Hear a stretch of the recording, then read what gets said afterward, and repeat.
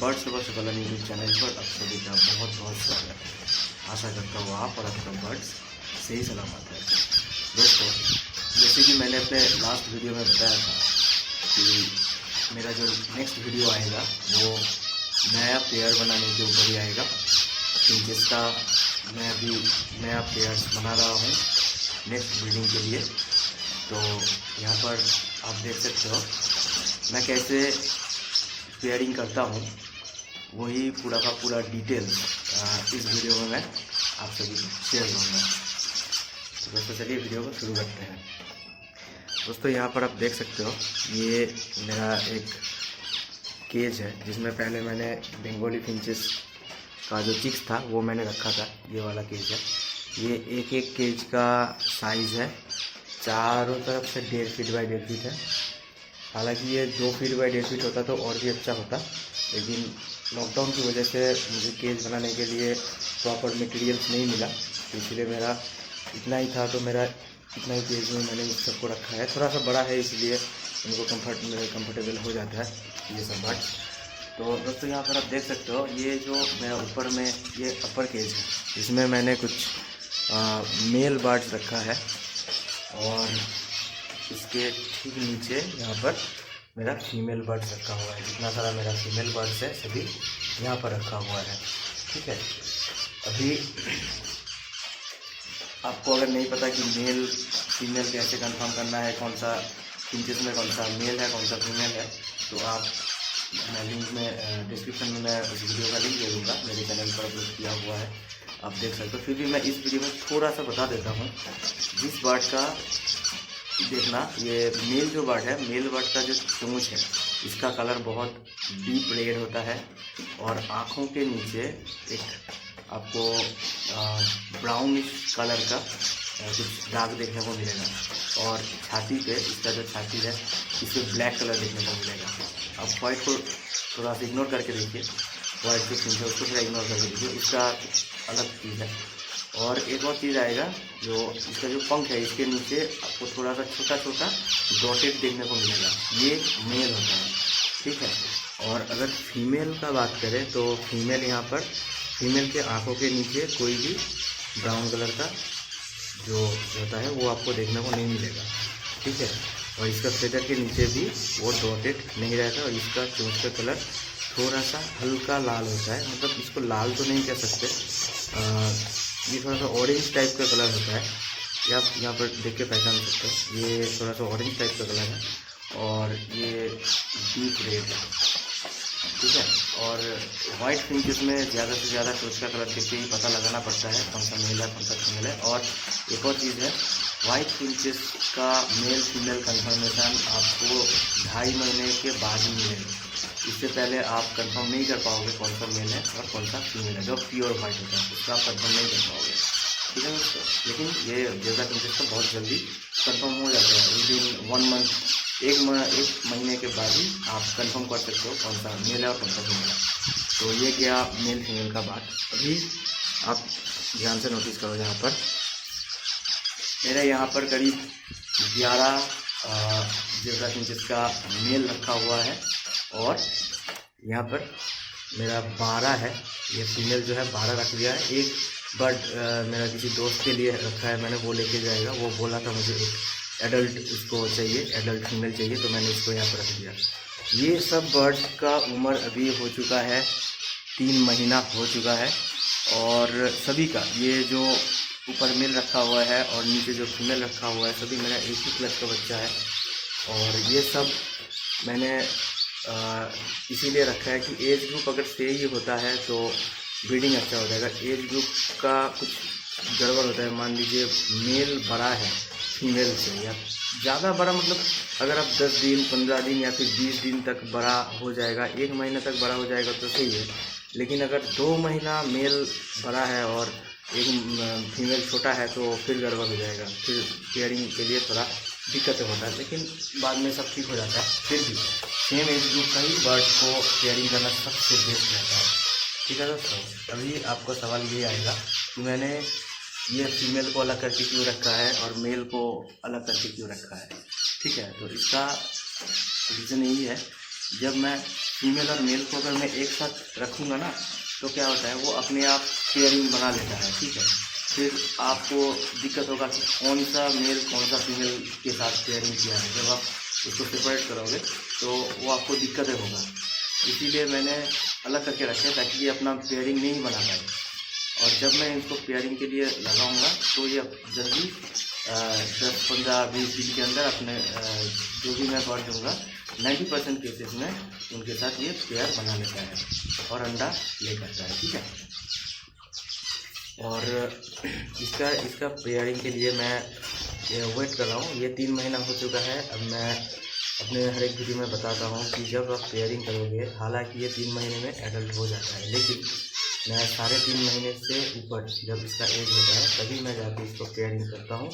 और 4 महीना कंप्लीट हो जाने पर मैं ब्रीडिंग के लिए दिखाता हूँ इसको, ठीक है। 3 महीने में भी होता है, कोई प्रॉब्लम नहीं है। 3 महीने में भी आप ब्रीडिंग के लिए दिखा सकते हो, सब कुछ होता है। लेकिन वो थोड़ा मुझे सही नहीं लगता, क्योंकि जब भी एडल्ट हुआ उसी टाइम पे मैं इसको ब्रीडिंग के लिए नहीं लगाता। तो इसका रीज़न यही है कि उसका एक बाइंडिंग का थोड़ा सा इशू आ जाता है और बर्ड थोड़ा सा मैच्योरिटी कम रहता है उस उम्र में। तो 3.5-4 महीना हो जाए तो तभी ब्रीडिंग पर लगाना सबसे बेहतर होता है, ठीक है दोस्तों। तो इसको मैं अभी ब्रीडिंग पेयरिंग के लिए मैं कैसे दिखाऊंगा, ये जब मेरा 4 महीना कंप्लीट हो जाएगा, मैं यहाँ से एक फीमेल ले लूँगा और यहाँ से एक एक करके मेल ले लूँगा। और जैसे कि आप यहाँ पर देख सकते हो, इसमें एक मेल रखा हुआ है और अंदर जो फीमेल बैठा हुआ है आपको शायद दिख रहा होगा, वो अंदर अंडा लेके है वीडियो। एक केज में एक फीट बाई 1.5 फीट के केज में मैं एक मेल और एक फीमेल को छोड़ दूँगा, ठीक है। ये मैं करीब 10-12 दिन रखूँगा, इसको पेयरिंग के लिए रखूँगा। हर एक केज में इसमें एक मेल एक फीमेल, इसमें एक मेल एक फीमेल, जैसे कि यहाँ पर लगा हुआ है सेपरेट मतलब एक केज में एक मेल रहेगा और एक फीमेल रहेगा, ठीक है। इसको मैं 10-15 दिन रखूँगा ऐसे ही, ताकि वो पेयर हो जाए। फिर मैं उनको थोड़ा सा वॉच करता हूँ कि ये पेयर हुआ कि नहीं, ये देख के पता चल जाता है, ठीक है। ये एक साथ बैठा रहेगा है और ये झगड़ा कम करेगा। और झगड़ा तो पेयर वाला पंछी भी करता है, लेकिन वो थोड़ा सा अलग टाइप का झगड़ा होता है, ठीक है। तो ये थोड़ा सा वॉच करता हूँ मैं। और उसके बाद जब 10-15 दिन बाद मुझे लगा कि हाँ ये पेयर हो चुका है, तो मैं क्या करता हूँ, अगर आपको पता नहीं भी चले कि ये पेयर हुआ कि नहीं, तब आप क्या करोगे, ये नेस्ट प्रोवाइड करना उनको, ठीक है। देखना, नेस्ट प्रोवाइड करना है। और ये जो मैंने नेस्टिंग मटेरियल मैंने ये यहाँ पर थोड़ा बहुत कुछ पड़ा होगा, आप देख सकते हो। ये सब कोकोनट फाइबर है, मतलब नारियल का छिलका है। ये मेरा घर का बना हुआ है, मैंने लॉकडाउन की वजह से मैं ख़रीद नहीं पाया, दुकान सब कुछ बंद था, तो ये मैंने घर पे ही बना लिया, अपने पास था कुछ नारियल उसी का। तो ये मैं प्रोवाइड करता हूँ, आप ये प्रोवाइड करो। देखो कि ये जो है नेस्टिंग मटेरियल जो है ये अपने नेस्ट के अंदर लेके जाता है कि नहीं, ठीक है। अगर ये लेके जाता है तो आपको समझ जाओगे कि हाँ ये पेयर हो चुका है और ये बहुत जल्दी अंडा ले करने वाला है। अभी आपको क्या करना है, ये जब नेस्टिंग मटेरियल अंदर लेके जाएगा, और एक चीज़ का ये चीज़ का ध्यान आपको रखना है, हर एक बर्ड एक साथ जो है, आप मान लो मैं 10 पेयर बनाऊंगा, मैं 11 पेयर बनाऊंगा, तो 11 पेयर एक साथ पेयरिंग नहीं होता। कभी थोड़ा बहुत इधर उधर टाइम हो जाता है, मतलब मान लो ये इस महीने में पेयर हो गया, लेकिन वो जो कुछ बर्ड है 3-4 पेयर बर्ड है वो अभी पेयर नहीं हुआ, तो ठीक है, ये इसके लिए वेट करना पड़ेगा आपको। अगर लगे कि नहीं पेयरिंग नहीं हुआ तो मैं ये ख़राब है, ये बर्ड ख़राब है, ऐसा कुछ नहीं है। बर्ड जो है वो पेयरिंग कर लेता है, वो क्यों नहीं करेगा, वो ब्रीडिंग क्यों नहीं करेगा, उसका जन्म कैसे हुआ है, ये तो ब्रीडिंग करके ही हुआ है ना, तो वो भी ब्रीडिंग करेगा। तो उसके लिए आपको वेट करना पड़ेगा, इट्स ऑल अबाउट पेशेंस, ठीक है। आपको जितना धैर्य रखना से, मतलब अगर आप ज़्यादा धैर्य रखोगे तो वो बहुत बेहतर होता है बर्ड फार्मिंग के लिए। थोड़ा सा धैर्य से आप देखो, वॉच करो, आपका सभी बर्ड जो है पेयर हो जाता है। 20 पेयर में से 19 पेयर तो रेडी हो ही जाता है, एक पेयर का थोड़ा गड़बड़ रहता है, उसके लिए थोड़ा पेशेंस रख के करो। या फिर जो मेल फीमेल है, मान लो कि इस केज में मेरा कुछ, मान लो इस केज में मेरा एक मेल एक फीमेल रखा था, और इस केज में मैंने एक मेल और एक फीमेल रखा था, दोनों का कोई भी पेयर नहीं हुआ, तो मैं क्या करता हूँ, इसका जो मेल है या फिर फीमेल है कुछ भी लेके इसको डाल देता हूँ और इसका वाला लेके उसको दे देता हूँ, ठीक है। मतलब मैं थोड़ा सा एक्सचेंज करके देखता हूँ ताकि ये पेयर हो जाए, और ये हो भी जाता है, कोई दिक्कत नहीं होता है। ठीक है, तो आप जैसे कि मैं बता रहा था, ये नेस्टिंग मटेरियल अपने नेस्ट में भर लिया। तब आपको क्या करना है, तभी आपको जो है मेडिसिन का कोर्स करना है। मेडिसिन का कोर्स कैसे करोगे, कुछ दिन आप 3-4 दिन तक कैल्शियम दे दो, या फिर 5-6 दिन तक भी दे सकते हो। कैल्शियम वही 1 कप पानी का 70% पानी आता है, उसी में आप 4-5 ड्रॉप आप कैल्शियम दे सकते हो। कैल्शियम थोड़ा सा ज़्यादा दे सकते हो, कोई प्रॉब्लम नहीं है, 5-6 बूंद भी आप दे सकते हो ड्रॉप। और जब ये कंप्लीट हो जाए तो 1 दिन का गैप देके आप जो है मल्टीविटामिन यूज़ कर सकते हो। मल्टीविटामिन मैं आपको दिखाता हूँ। आप यहाँ पर देख सकते हो, ये एक मल्टीविटामिन है, ये वाइमिनरल लिखा हुआ है। और एक और मल्टीविटामिन आप यूज़ कर सकते हो, वो है रिकोविट वाइमिनरल। दोनों ही अच्छा है, कोई सा भी आप यूज़ कर सकते हो। मैंने दोनों ही यूज़ किया है, दोनों का रिजल्ट मुझे सेम मिला है। बस रिकोविट का रिजल्ट थोड़ा सा बेहतर होता है इससे, लेकिन आप वाइमिनरल भी इस्तेमाल कर सकते हो। ये थोड़ा लाइट है मेडिसिन, इसका इस्तेमाल करके आप ब्रीडिंग के लिए लगा सकते हो। तो आपने क्या किया, बर्ड्स को कैल्शियम का कोर्स कर लिया, और उसके बाद आपने 3 दिन विटामिन का कोर्स कर लिया, मल्टीविटामिन थोड़ा सा ध्यान से देना है, 3 या 4 ड्रॉप ही देना है 1 कप में। मतलब 1 कप में 70% पानी में 3 या 4 ड्रॉप आप मल्टीविटामिन, ये जो रिकोविट या फिर वाइमिनरल है, इसको आप इस्तेमाल कर सकते हो ब्रीडिंग के लिए। फिर आप देखो, कुछ दिन वॉच करो, 1-2 दिन के बाद आप देखोगे कि इसमें अंडा वो ले कर देगा। और ध्यान रहे, ऐसा भी कभी कभी होता है, आप कैल्शियम दे रहे हो या फिर आप विटामिन दे रहे हो, तभी बर्ड जो है नेस्ट के अंदर अंडा ले कर दिया है। फिर आपको क्या करना है, फिर आपको जो है मल्टीविटामिन इस्तेमाल नहीं करना है। अगर ऐसे में आप मल्टीविटामिन इस्तेमाल करोगे, जबकि केज में मतलब नेस्ट में वो अंडा ले किया है, उसके बाद भी आप अगर मल्टीविटामिन का यूज़ करोगे, तो वो अंदर फिर से अंडा लेकर के भर देगा, और आपका ज़्यादा से ज़्यादा 90% जितना सारा अंडा होगा, 7-8 में जितना अंडा होगा, सब अनफर्टाइल निकलेगा, 1 या 2 चीज़ निकलेगा। ठीक है, तो इसका ध्यान रखना है, जब अंडा रहेगा अंदर तो मल्टीविटामिन नहीं देना है। और ये जो अंडा देगा ना, फिर आपको वॉच करना है, ये अंडा को फेंकेगा, फिर इससे बच्चा निकलेगा।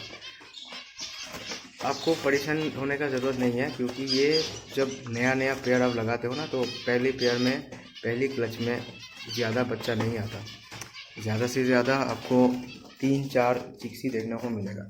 ठीक है, 5 भी कभी कभी मिल जाता है, 6 भी कभी कभी हो जाता है, ज़्यादा से ज़्यादा 5 ही मिलता है। एक एवरेज में अगर मैं पकड़ूँ तो मेरे फार्म में जितना सारा बर्ड है, तो सभी 4-5 करके 5 एवरेज में चिक्स देता है। हाँ, और एक और चीज़ आपको दिखाता हूँ, ये मैंने कुछ सब कुछ दिया है आज इनके को, चखना दिया है, भीगा हुआ छोला, बंगाली में बोला जाता है छोला, वही मैंने भिगा के दिया है।